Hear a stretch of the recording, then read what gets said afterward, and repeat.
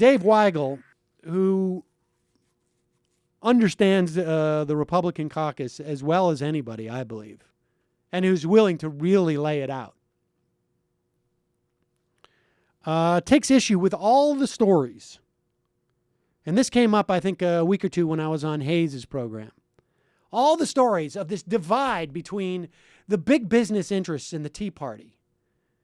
And he basically called BS on it.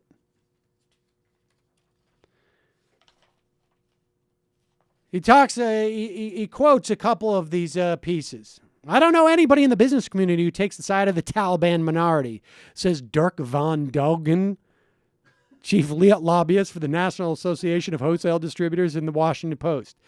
So many in the House are hard right reactionary Tea Party, said Al Hoffman, a reliable GOP donor, in an interview with Politico. Those Republicans, it appears, are ready to self-immolate. Both Politico and Post have discovered business community wants to tame the Tea Party.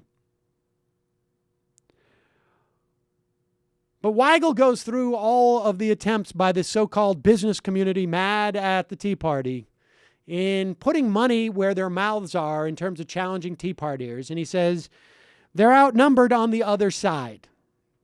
Republican senators or Senate candidates in Alaska, Colorado, Iowa, Kentucky, South Carolina, and South Dakota are all fending off Tea Partiers.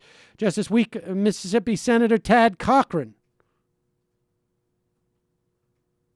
drew a challenger from his state Senate. Months ago, Karl Rove's founding of the Conservative Victory Project was teased on A1 of the New York Times as a force that could prevent future Todd Akins. It has raised no money, zero money, apart from another Rove-linked PAC to make it look like they have raised money.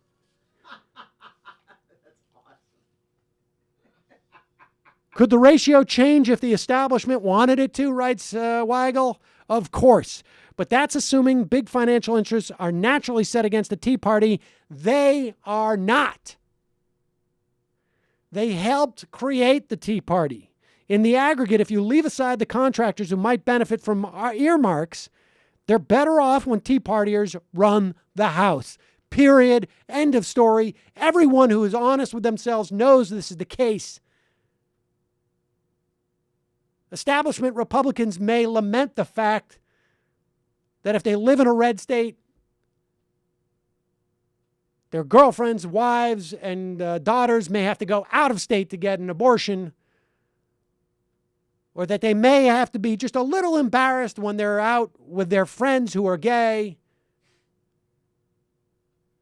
or their wives may be upset, or their mothers may be upset when they hear Todd Akin talk about real rape and non-real rape. But at the end of the day, they don't care.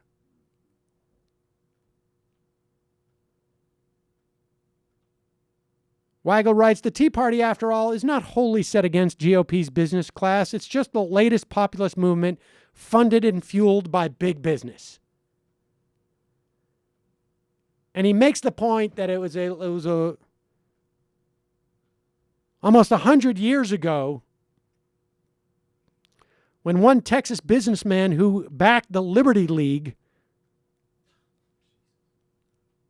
said the capitalist system can be destroyed more effectively by having men of means defend it than by importing 1 million Reds from Moscow to attack it. In other words, you don't want the Koch brothers coming out there and defending the capitalist system. You want all the rubes they pay for in the AFP or the conservative movement for freedom and liberty and blah, blah, and the Tea Party. You want them ultimately to protect it. Even if they say they don't like these corporate big giveaways, because that's just, page 47 on their talking point manual. Weigel writes, when you put aside the shutdown, the Tea Party members who now run the House are producing much more for the financial industry, for small business organizations, than Democrats would if they took the House back. No one's looking to primary the average class of the 2010 Republican because he's trying to repeal Dodd-Frank or challenge EPA rules or prevent any change in tax law that would anger the donors. That's the reality, folks. There is no daylight between the anti-government agenda that benefits big corporate interests and the Tea Party and the anti-government agenda of the establishment Republicans who want to benefit big business. There's simply no daylight there. It's a fiction to believe otherwise. And this so-called GOP civil war is more about personalities and a half a dozen races than anything else. The establishment Republicans just want the threat to be a little bit less toothless, or a little more toothless than it would be otherwise. But they love the idea that it leads into the rhetoric of cutting the EPA, that it brings them the sequester, on and on and on. And now they're just hoping, save those $20 billion in defense cuts, and we'll be square.